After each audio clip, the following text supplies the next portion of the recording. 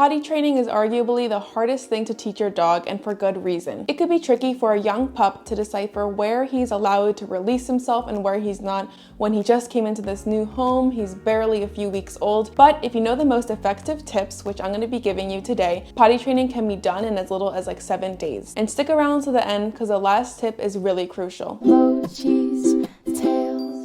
The first tip is to set up a consistent schedule and stick with it. A schedule can look a bit different depending on your schedule, but in an ideal world with a young puppy, at the beginning, you should definitely be taking out your dog every 60 minutes. This might seem excessive, but the more times your dog goes to the bathroom outside, the better it is because you can reinforce it and your dog gets into the swing of things. If you must go to work or school or something, have someone from your family or friends or dog trainer come in and take out your dog every, again, 60 to 90 minutes. Lastly, for the scheduling tip, there are a few times when your dog is way more likely to have an accident. One of the most important windows of time is right after your dog wakes up from either a nap or in the morning from the night's sleep. So whenever your dog goes down for a nap, when they wake up, rush them outside to go to the bathroom. Another likely time is after they eat or after they play. The second tip is timing your reward at the right time, and let's be clear, you should be rewarding your dog every time they go to the bathroom outside. It could be exciting when your dog walks outside and lifts his leg to go pee, and you might feel the urge to compliment them immediately and give them some treats. But this might actually be a setback because if you reward them too early, like while they're in the middle of going to the bathroom,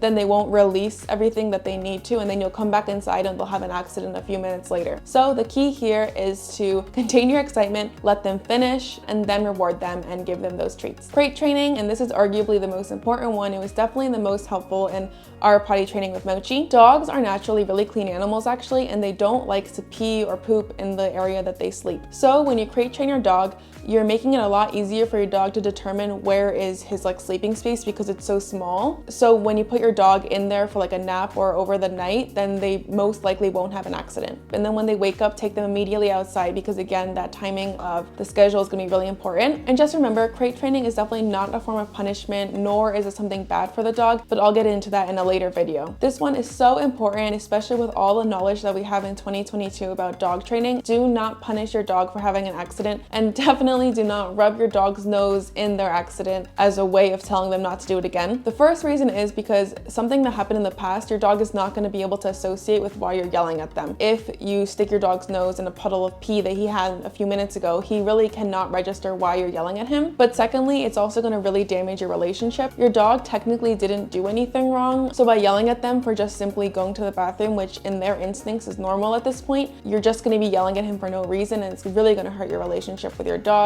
So just overall, do not punish your dog for having an accident. The fifth tip, and a super crucial one, is to clean the accident areas super well. The main reason is because we want to get rid of that smell. If a smell of your dog's previous accident kind of lingers in the spot, your dog is going to think that that's like his designated toilet from now on. Make sure you use an animal safe cleaner and clean it well. I hope these tips help you on your journey to having a perfectly house-trained good boy or girl. If you like this video, don't forget to check out our video on recall training. I'll link it here on the screen, and we'll see you next time. Bye!